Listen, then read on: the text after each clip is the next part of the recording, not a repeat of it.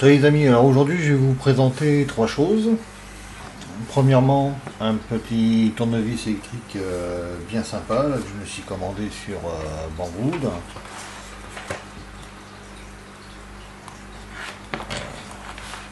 Une petite anime à base d'un LM317. Là, j'ai pris le petit kit il n'y a pas longtemps pour alimenter ma petite radio Airband. Je vais présenter. Et justement, ce petit kit radio Airband que je me suis monté il y a quelques temps, là, on va l'ouvrir et je vais vous montrer ce que j'ai fait, quelques petites modifications par rapport au montage original. Donc je vais vous expliquer ça. Bien, alors tout d'abord passons au petit tournevis que je me suis pris là, donc sur Banggood pour une quinzaine d'euros. Donc il y a trois petites boîtes. Ici,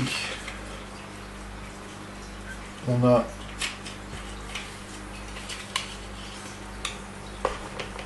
donc alors ici on a des petits embouts qui sont encapsulés dans des petits tubes plastiques. Il y a plusieurs types d'empreintes, tournevis plat, cruciforme, torx, plus quelques petits modèles un peu spécifiques. C'est pas mal fait, c'est bien présenté.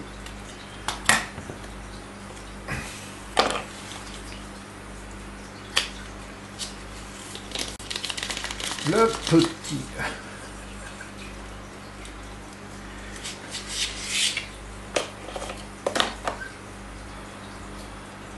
Alors le petit tournevis lui-même, qui est tout en métal. Il est alimenté par deux piles 3A. Et il fait pas mal de force. D'ailleurs on va faire un essai d'ouverture sur le petit poste, sur le petit radio Airband que j'ai fait. Comme ça va vous montrer en même temps l'efficacité, moi je trouve assez bonne de ce petit tournevis.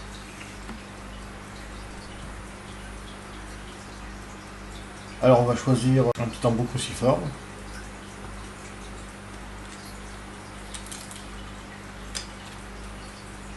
Voilà. Un embout qui va bien pour ce petit poste là.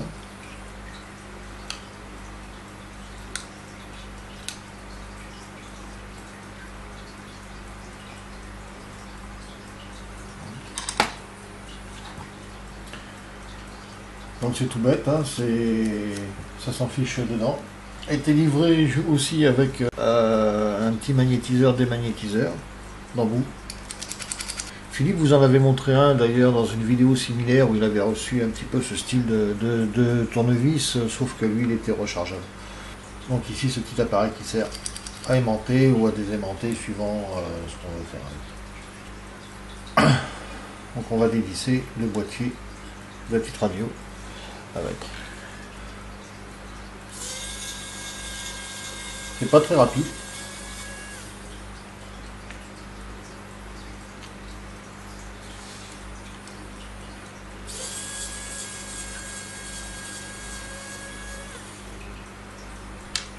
Ça fonctionne relativement bien, hein. C'est pas la peine non plus que ce soit une Formule 1, ça sert à rien.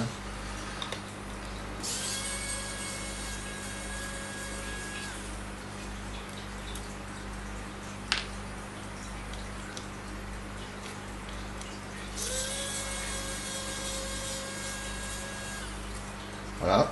Donc pour le petit poste, comme je vous l'ai dit, j'ai fait quelques petites modifs dessus.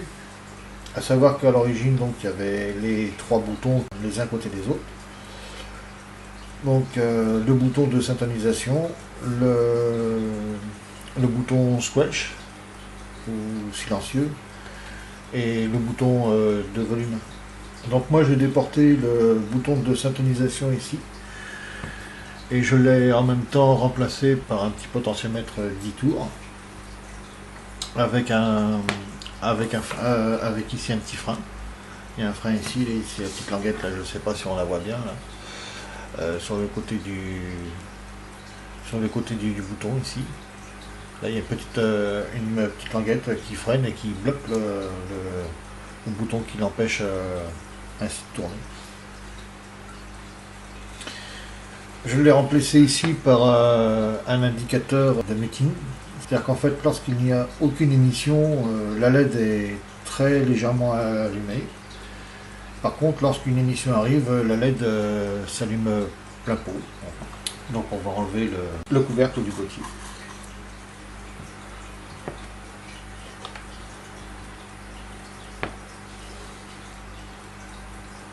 Alors ici on s'aperçoit que sur le couvercle, j'y ai adapté un petit haut-parleur à pouvoir écouter de façon autonome cette petite radio. Donc voici l'intérieur du petit récepteur. C'est assez minutieux à monter. C'est pas insurmontable non plus. Donc j'ai commencé moi par souder les petits condensateurs céramiques. Ensuite j'ai soudé les résistances et diodes. Ensuite les supports CI, les transistors et les condensateurs électrochimiques qui sont un petit peu plus hauts. Ensuite, bien tout ce qui est accessoires, fiches d'alimentation, fiches d'antenne, les potentiomètres directement sur la PCB. Première modification que j'ai faite sur ce récepteur, j'ai changé le potentiomètre monotour qui était ici par un potentiomètre 10 tours pour affiner la syntonisation. Deuxième modification que j'ai apportée, j'ai remplacé C3 et C4. Voilà, donc on va alimenter le petit poste, donc avec ma super alim que j'ai réglé sur 10 volts. Donc allons-y.